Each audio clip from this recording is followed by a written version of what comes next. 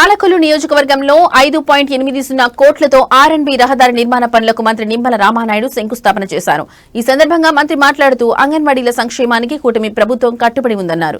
అంగన్వాడీల 9 డిమాండ్లను ఇప్పటికే కూటమి ప్రభుత్వం నెరవేర్చిందన్నారు.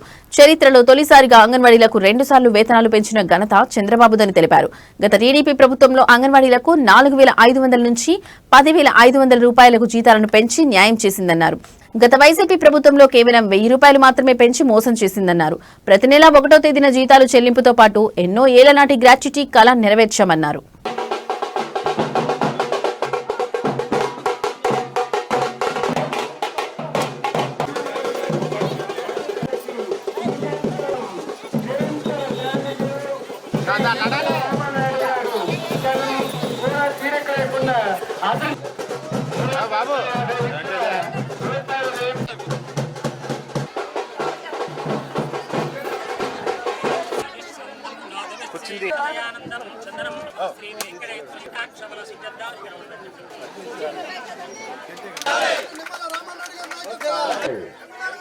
మీరే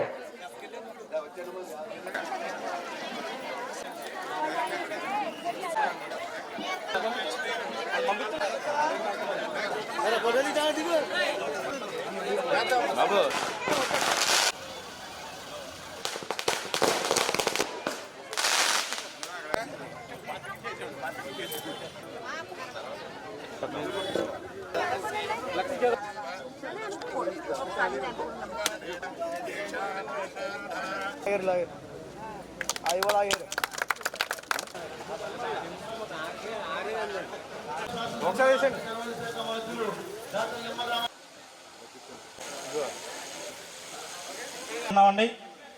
అలాగే మరి మన కూటమి ప్రభుత్వం బస్ సౌకర్యం కానీ అలాగే అన్నదాత 2014లో తెలుగుదేశం ప్రభుత్వం అధికారంలోకి వచ్చినప్పుడు 2014, 2019 5 సంవత్సరాల కాలంలో ఆ రోజు అంగన్వాడీ టీచర్స్ కి 4,500 మాత్రమే జీతం ఉంది. 14లో 4,500 రూపాయలు ఉన్నటువంటి జీతాన్ని 2 విడతలుగా 10,500 రూపాయలు చేసింది ఆ రోజు నారా చంద్రబాబు నాయుడు గారు. అంటే 4,500 నుంచి 10,500 రూపాయలు అంటే ఎంత పెరిగింది? 6,000 రూపాయలు పెరిగింది. 6,000 రూపాయలు పెంచారు 5 సంవత్సరాల్లో. అంటే ఉన్నటువంటి జీతాల కంటే రెట్టింపు మీద పెంచారు చంద్రబాబు నాయుడు గారు. మరి 2019లో వైఎస్ఆర్సీపీ అధికారంలోకి వచ్చింది. మరి 19, 24, 5 సంవత్సరాల్లో జగన్మోహన్ రెడ్డి పాలనలో పెంచింది ఎంత అంటే 10,500 నుంచి 11,500 అంటే 1,000 రూపాయలు పెంచారు. 1,000 రూపాయలు పెంచినటువంటి పరిస్థితి ఎంత తేడా ఉందో చూడండి. మేము పెంచింది 4,500 అంటే 10,500 చేసాం. అంటే డబల్ కంటే ఎక్కువ చేసాం. మరి అదేవిధంగా ఈ రోజు ఉన్నటువంటి ప్రభుత్వం వైఎస్ఆర్సీపీ మరి కేవలం 1,000 రూపాయలు పెంచింది.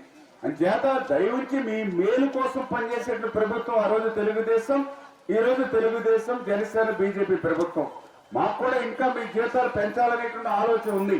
ఎందుకంటే ఈ రోజు కనీస వేతనం కూడా అందట్లేదనేటువంటి అభిప్రాయం మాకు ఉంది.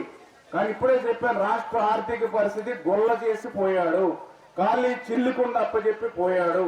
అటువంటి స్థితిలో ఈ రోజు 1వ తేదీనే జీతాలు ఇస్తూ ఉన్నాం. గత ప్రభుత్వంలో జీతాలు పెంచడం మాట నుంచి కనీసం 1వ తేదీన మా జీతాలు ఇవ్వండి అని పోరాడారు ఉద్యోగస్తులు.